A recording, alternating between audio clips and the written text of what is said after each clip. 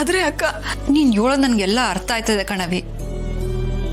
ಅದ್ಯಾರು ಬಂದು ನಿನ್ ಮುಂದೆ ನಿಂತ್ಕೊಂಡು ನಿನ್ ಗಂಡ ಬೇಕಾ ಮಗು ಬೇಕಂತ ಕೇಳಿದ್ರೆ ನೀನ್ ಯೋನ್ ಹೇಳ್ತೀಯ ಹೇಳು?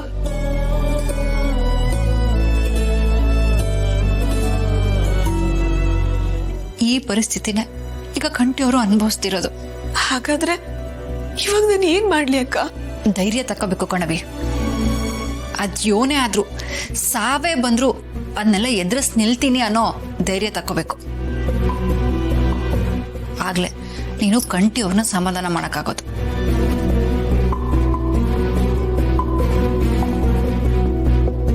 ಸರಿ ಅಕ್ಕ, ನೀನು ಹೇಳ್ದಂಗೆ ಮಾಡ್ತೀನಿ. ನಾನು ಇನ್ಮೇಲೆ ಯಾವುದಕ್ಕೂ ಹೆದರ್ಕೊಳ್ಳಲ್ಲ, ಧೈರ್ಯವಾಗಿರ್ತೀನಿ.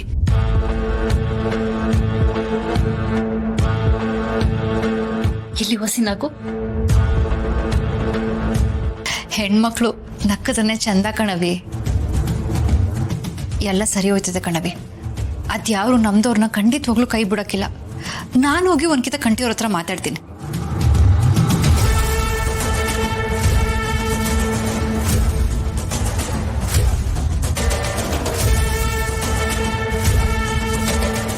ಇನ್ಮೇಲೆ ನಾನು ಯಾವುದಕ್ಕೂ ಹೆದರಲ್ಲ, ಧೈರ್ಯವಾಗಿರ್ತೀನಿ. ಈ ಯುದ್ಧನ ಇಬ್ರು ಸೇರಿ ಎದುರಿಸೋಣ.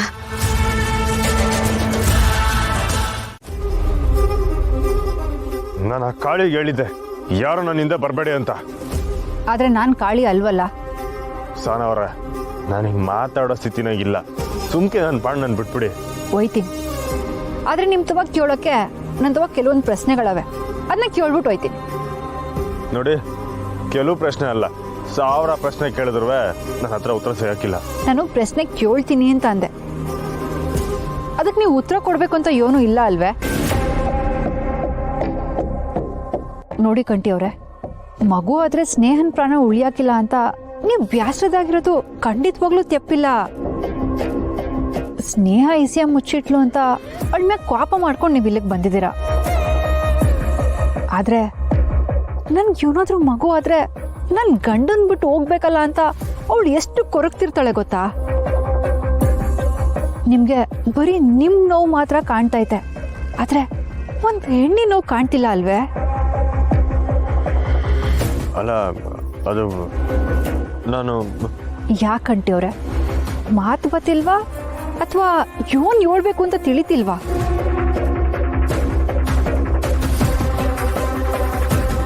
ನೋಡಿ ಕಂಠಿಯವ್ರೆ, ಈ ಸಮಯದಾಗ ನೀವೇ ಹಿಂಗ್ ಮಾಡಿದ್ರೆ ನಾವು ತಿಂತಿರೋ ಸ್ನೇಹ ಯೋನ್ ಮಾಡ್ಬೇಕು ಹೇಳಿ? ಮೊದಲು ಮನೆಗೆ ಬಂದು ನಾನ್ ನಿನ್ ಜೊತೆ ಇವನಿಂತ ಸ್ನೇಹ ಧೈರ್ಯ ಹೇಳಿ. ನಾವು ಪ್ರೀತಿ ಮಾಡೋರು ನಮ್ ಜೊತೆ ಇದ್ದಾರೆ ಅಂದ್ರೆ ಅದೇ ಸಾವನ್ನ ಗೆಲ್ಲಕ್ಕೆ ಶಕ್ತಿ ಕೊಡ್ತದೆ. ಹೌದು, ನೀವು ಹೇಳ್ತಾ ಇದ್ದು ನಿಜನೇ. ಇಂಥ ಸಮಯದಾಗ ನಾನು ಸ್ನೇಹವ್ರ ಜೊತೆ ಇರಲೇಬೇಕು. ಇಲ್ಲ, ನಾನು ಅವ್ರಿಗೆ ಏನೂ ಹಾಕೋಬಿಡಕ್ಕಿಲ್ಲ, ಏನೂ ಆಗ್ಬಿಡಕ್ಕಿಲ್ಲ. ಸರಿ, ಬನ್ನಿ ಮನೆಗೆ ಹೋಗುಮ್ಮ. ನೀವು ಹೋಗಿ, ಆಮೇಲೆ ಬರ್ತೀನಿ. ನೋಡಿ ಕಂಠಿಯವ್ರೆ, ನೀವು ನನ್ನ ಮಾತಿಗೆ ಬೆಲೆ ಕೊಡೋದೇ ಆದ್ರೆ ನಾನು ಹೋಯ್ತೀನಿ. ಸುಮ್ಕೆ ಮನೆಗೆ ಬನ್ನಿ.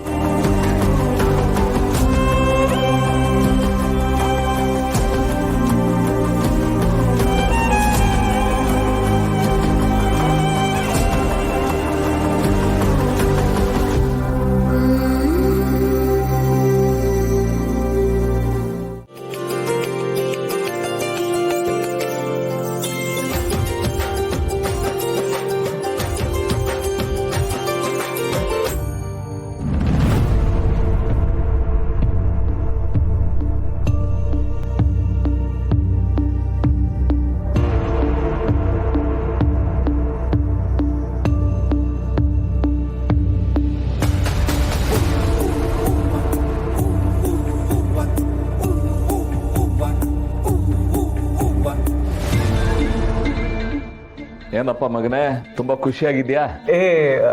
ಹಾಗೆಲ್ಲ ಏನೂ ಇಲ್ಲ ಅಪ್ಪ. ಅಮ್ಮ ರೆಡಿ ಆಗೋ ಅಂದ್ರು ನಾನು ರೆಡಿ ಆದೆ ಅಷ್ಟೇ. ಇದು ಬಿಟ್ಟು ನಿಂಗೆ ಬೇರೆ ಯಾವುದು ಗತಿ ಇರಲಿಲ್ವಾ?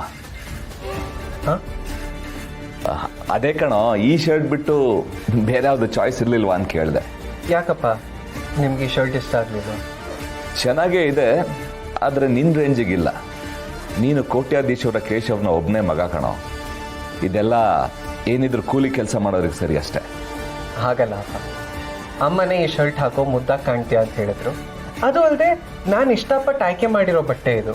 ಅದಕ್ಕೆ ನಾನು ತುಂಬ ಯೋಚನೆ ಮಾಡ್ತಾ ಇದ್ದೀನಿ. ಇಲ್ಲ ಅಂದಿದ್ರೆ ಇಷ್ಟೊತ್ತಿಗೆ ಇದನ್ನು ನಮ್ಮ ಮನೆ ಡಸ್ಟ್ಬಿನಲ್ಲಿ ಬಿದ್ದಿರ್ತಿದ್ದೀನಿ.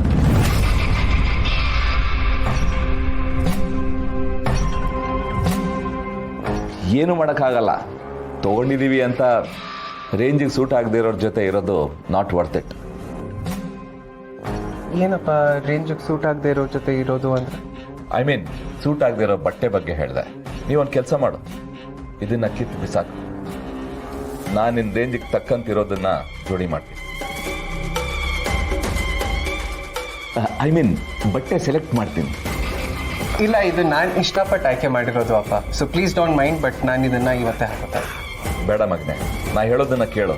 ಅಪ್ಪ, ಸುಮಂಗೆ ಈ ಕಲರ್ ಅಂದರೆ ತುಂಬ ಇದೆ, ಅದಕ್ಕೆ ನಾನು ಇದನ್ನು ಇವತ್ತೇ ಹಾಕೋತಾ. ನೀವು ಪ್ಲೀಸ್ ಬೇಜಾರು ಮಾಡ್ಕೊಬಿಡಿ.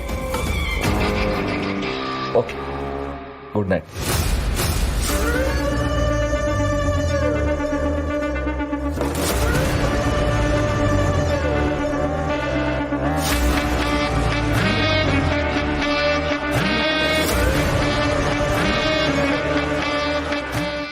ಏನಿವನು ನಾನು ಇಂಡೈರೆಕ್ಟಾಗಿ ಹೇಳಿದ್ರು ಅರ್ಥ ಮಾಡ್ಕೊಳ್ತಿಲ್ಲ. ಇವತ್ತು ಶಾಸ್ತ್ರ ಬೇರೆ. ಇವರಿಬ್ಬರು ಒಂದಾಗಿ ಮಗು ಏನಾದ್ರೂ ಆಗೋದ್ರೆ ನಮ್ಮ ವಂಶಕ್ಕೆ ಕೆಟ್ಟ ಹೆಸರು. ಏನು ಮಾಡಲಿ?